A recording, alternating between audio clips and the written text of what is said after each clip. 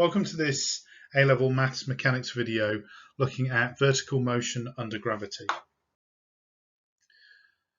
In this video we're going to use constant acceleration formula or SUVAT formula to solve problems involving vertical motion. Let's take a look at the question.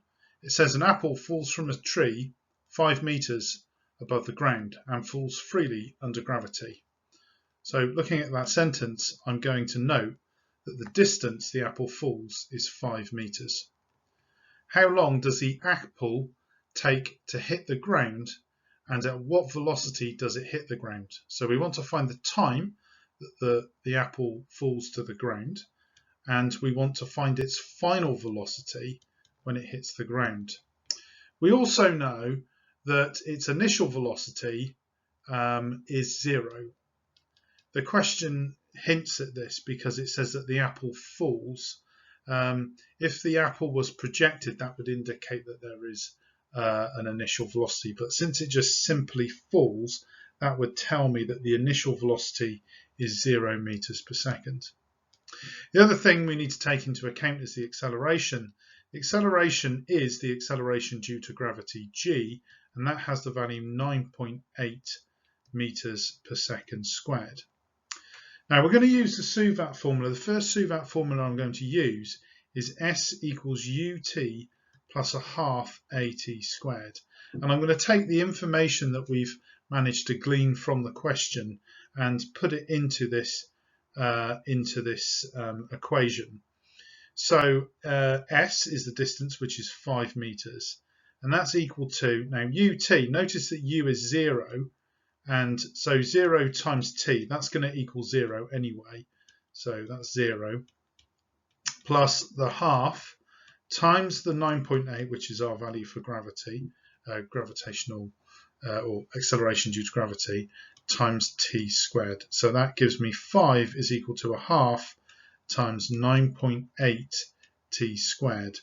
So when I simplify this, I end up with 10 equals 9.8 t squared. So t squared is equal to 10 divided by 9.8. So t is equal to the square root of 10 divided by 9.8. So t is equal to, that gives me 5 root 2 over 7, which is equal to 1.0 seconds, and I'm going to give that answer to 2 significant figures. Okay, now let's look at the velocity, the final velocity when the apple hits the ground. For this, I'm going to use the other SUVAT equation, v equals u plus at. Well, so v will equal u is of course 0, the initial velocity is 0, plus the acceleration, which is of course 9.8, times our value of t that we've just found. Now I'm going to use the surd value because that is the exact value.